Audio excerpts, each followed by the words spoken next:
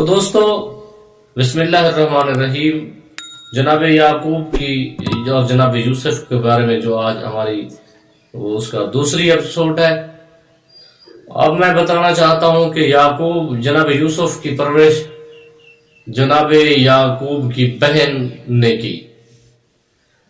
جب وقت آیا اسے واپس لوٹانے کا، ادھر سے جناب یعقوب کے جو والد تھے اسحاق وہ وفات پا گئے۔ سوسوسا سے اجازت لے کے جناب یعقوب کنعان شام کے کسی قصبے کا نام ہے وہاں تشریف لے کے آئے۔ تو محبت یعقوب اور یوسف میں جب دیکھا اس کی بہن نے، تو یوسف کی پرورش ایک احسن اور بہترین گھرانے میں ہوئی۔ تو اس نے کیا کیا، یوسف پہ ایک کمر بند چوری ہونے کا الزام لگایا، جبکہ یوسف نے نہیں چرایا تھا۔ یہ بات ضرور ذہن میں رکھیے گا۔ اس نے کہا میرے بھائی، یہ کنعان کے رسم و رواج کے مطابق 3 سال یا 4 سال یا 5 سال میں اسے اپنی غلامی میں رکھوں گی، اس کے بعد میں آپ کو واپس کر دوں گی۔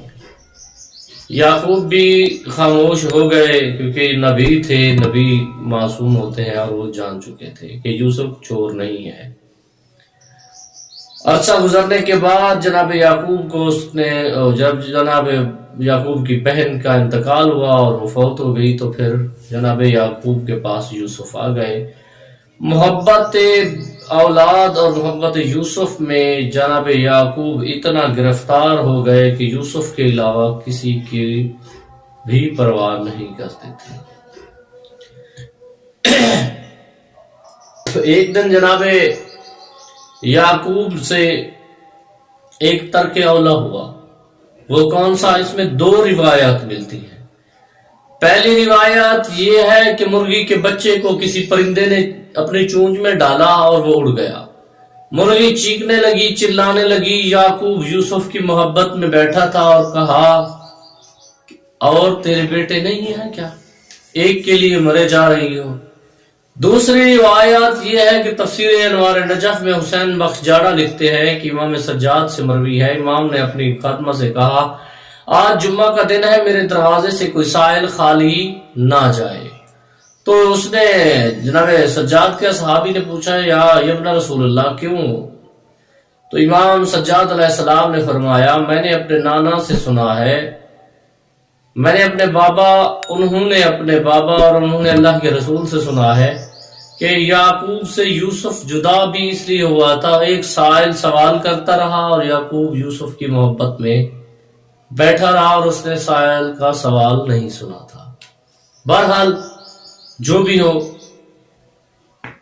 حضرت یعقوب سے اس کے بیٹوں نے کہا کہ ہم اپنے بھائی کو اپنے ساتھ لے جاتے ہیں، اس کی تربیت بھی کریں گے، جنگل میں کھیلے اور کودیں گے بھی، اور موج مستی کر کے واپس آ جائیں گے اور واضح و نصیحت بھی کر دیں گے۔ ہمارا بھائی ہے، اسے بھی جنگل جانے کا جو ہے وہ بہت شوق ہے اور ہمیں بار بار اصرار کرتا رہتا ہے۔ کئی دن اصرار کرتے رہے، یعقوب نے بات نہیں مانی۔ پھر ایک دن جناب یعقوب کے دل میں بھی بیٹوں کے لیے رحم آ گیا اور کہا کہ آپ اسے لے کے جا سکتے ہیں۔ انہوں نے سواری پہ بٹھایا، سب بھائی خوش تھے اور ارد گرد چکر لگا رہے تھے۔ جناب یوسف کا ایک چھوٹا بھائی تھا جس کا نام بنیامین تھا، اور جناب یوسف اور بنیامین کی والدہ وفات پا چکی تھی۔ جب یہ جنگل کے درمیان میں آئے تو ایک یہودا نے اپنے بھائی کو سواری سے گرا دیا۔ جب یوسف نے دیکھا اور کہا یہ کیا ہے، تو انہوں نے ظلم و ستم شروع کر دیے۔ اگلی ویڈیو میں بتائیں گے کہ یوسف کے ساتھ کیا ہوا تھا۔ اگر ویڈیو پسند آئے تو کمنٹ ضرور کرنا، چینل کو سبسکرائب اور ویڈیو کو لائک کر دینا۔